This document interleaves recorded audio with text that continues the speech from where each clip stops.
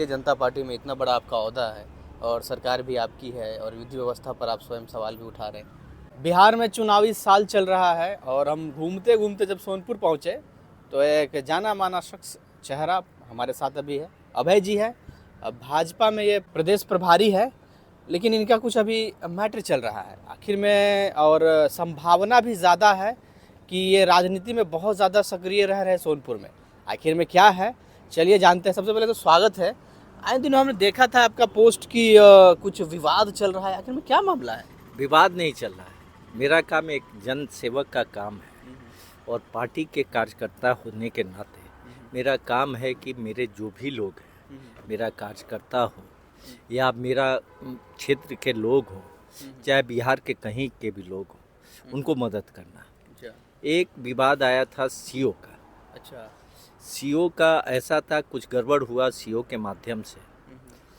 CO साहब को हमने फ़ोन किया, साहिबा को फ़ोन किया, उन्होंने बुलाया हमको। बुलाने के बाद उनके चेम्बर में उनके सामने ही मुझे जान से मारने की धमकी दी गई। अच्छा और सीओ साहिबा वहाँ मौजूद थी। आप पूरा ब्यौरा उनके सीसीटीवी फुटेज में रिकॉर्ड हो गया। अच्छा। हमारे कार्यकर्ता थे, हमारे वाणिज्य प्रकोष्ठ के क्षेत्रीय प्रभारी है राजीव जी, उनका क्षेत्र भाग्य भी यही है। अच्छा इसी जिला का दायित्व तो वाणिज्य प्रकोष्ठ से मिला है उनको काम देखने के लिए। अच्छा। और उनका यहाँ कुछ ज़मीन है, इन्होंने परचेज किया। परचेज करने के बाद क्या हुआ कि एक जिस आदमी से परचेज किया उनसे हट करके इन पर पूरा रकबा चलाया। पूरा ज़मीन इन पर रकबा आ गया। पता नहीं ये 3 साल 4 साल के बाद वो ज़मीन का रकबा फिर से उसी आदमी पर, जबकि DCLR का ऑर्डर है कि जो मुंसिफ कोर्ट का निर्णय होगा वही मान्य होगा। लेकिन एक फर्जरी डिग्री ले करके, पता नहीं क्या डिग्री है उसके बारे में हमको पता नहीं है, लेकर आधार बना करके गलत तरीके से ये किया गया। ठीक है, जिसके अगेंस्ट हमने सीओ से बात किया। बात करके उनसे बात करने के बाद टाइम मिला मुझे, हम गए वहाँ गए। और इतना होने के बाद भी सीओ साहिबा ने उस आदमी, उस अपराधी प्रवृत्ति के लोग के खिलाफ कोई कार्रवाई नहीं की। मजबूरन मुझे इसका शिकायत वहाँ के लोकल थाना बाबा हरिहर नाथ का जो ओपी है ना, उसमें हमने किया। निरंतर प्रयास किया जा रहा है। कभी किसी माध्यम से धमकी आ रहा है, कभी मेरे गाड़ी के आगे पीछे मोटरसाइकिल से लोग करते हैं, कभी किसी तरह का आरोप लगता है, कभी किसी तरह से धमकी आता है। विभिन्न स्रोतों से मुझे धमकी आ रहा है। अभी ये अजीब चीज़ हो रही है कि भारतीय जनता पार्टी में इतना बड़ा आपका ओहदा है और सरकार भी आपकी है और विधि व्यवस्था पर आप स्वयं सवाल भी उठा रहे हैं। तो इसमें कहीं ना कहीं मेरा नहीं, हम तो अपने सरकार मजबूत है और अपने सरकार के सभी पदाधिकारियों को कल समय लेकर के इस घटना से अवगत कराऊंगा। लेकिन यहाँ का लोकल प्रशासन जो है ना, हमको लगता है कहीं ना कहीं अपराधी तत्वों के साथ साठगांठ है। अच्छा। इसकी वजह से बार बार विभिन्न स्रोतों से धमकी आने के बाद भी कार्रवाई अभी शुरू हुई है। अभी दिखा नहीं है कि सच में कार्रवाई हो रही है। अच्छा, अब देखिए चुनावी साल चल रहा है, ये भी तो हो सकता है, भावी उम्मीदवार भी है, आपका चर्चा भी चल रहा है, क्षेत्र में आप एक्टिव भी है, सारी चीज़ें चल रही है। कहीं ये भी तो नहीं है कि राजनीतिक कद छोटा करने का प्रयास किया जा रहा है कि अभय सिंह को भावी प्रत्याशी न बनता है? ये भी हो सकता है, ये भी एक माध्यम हो सकता है। इस पे हम दूर तक नहीं जाएंगे, इसमें क्या ऑथेंटिटी।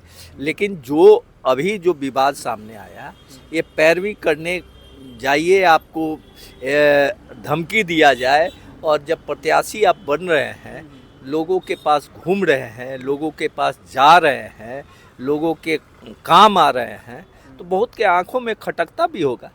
इस संभावना से भी हम इनकार नहीं कर सकते हैं। अच्छा, ये भी तो हो सकता है। देखिए बहुत सारे प्रत्याशी है, हर कोई तो चाहता है कि हम विधायक बने।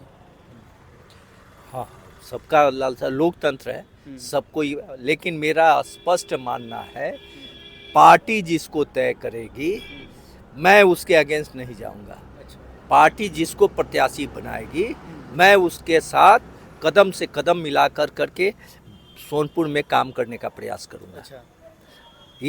ये नहीं है कि पार्टी मुझे प्रत्याशी नहीं बनाई तो हम पार्टी के अगेंस्ट चले। अच्छा। 25 साल से मैंने इस पार्टी को सींचा है, मैंने लाठी खाए हैं, डंडे खाए हैं, मेरे घर पे पटाखे जलते थे जब आरजेडी का जीत होता था मेरे घर के सामने, मैं वो प्रताड़ना झेला हूँ।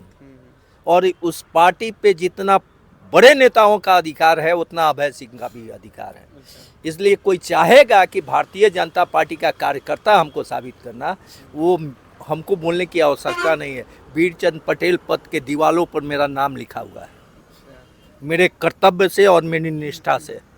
इसको कोई नकार नहीं सकता। पार्टी के कोई भी नेता मेरे इस कृत्य को नकार नहीं सकते, मेरे कहे हुए कथन को नकार नहीं सकता है।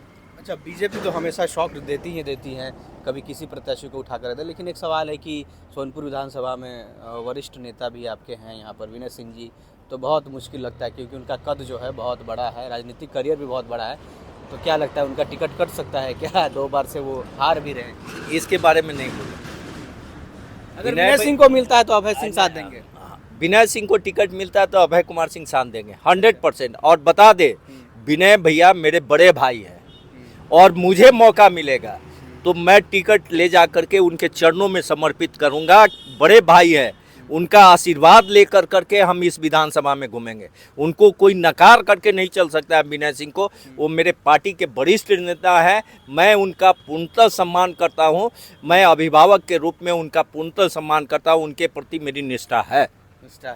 इसी पार्टी का उपज हूँ, मैं बाल स्वयंसेवक रहा हूँ, मेरी निष्ठा इसी पार्टी से है और मैं अपने इस जीवन में दूसरी पार्टी में नहीं जाऊंगा। मैं जीना भी इसी पार्टी के साथ है, मरना भी इसी पार्टी के साथ, चाहे जो हो स्थिति है ना, चाहे जो हो। तो ये अभय सिंह थे और चुनावी साल चल रहा है, ये क्राइम वाली बात तो चलती रहेंगी, लेकिन एक बात तो है कि सोनपुर विधानसभा को लेकर बीजेपी कहीं ना कहीं सोच रही है। अभी हाल में ही बहुत ही भव्य तरीके से मुख्यमंत्री जी का बर्थडे सेलिब्रेशन किया था, उसका भी अलग मायने है राजनीतिक तौर पर। सीटें बदलती है या नहीं बदलती वो तो गर्व के कहीं ना कहीं भविष्य के गर्व में स्थित है, लेकिन सही बात यह है कि पार्टी ज़रूर सोच रही होगी। इस सोनपुर बहुत ही अहम बीजेपी के लिए है। अब देखना होगा कि किस तरह का चेहरा फिर उतरते हैं। हो सकता है कि कोई कार्यकर्ता इस बार हो सकता है, या इनका भी नाम हो सकता है, या विनय सिंह का टिकट कटेगा, या फिर से वो बरकरार रहेगा। तो चलिए मिलते हैं एक नए वीडियो के साथ, तब तक के लिए धन्यवाद, नमस्कार, जय हिंद।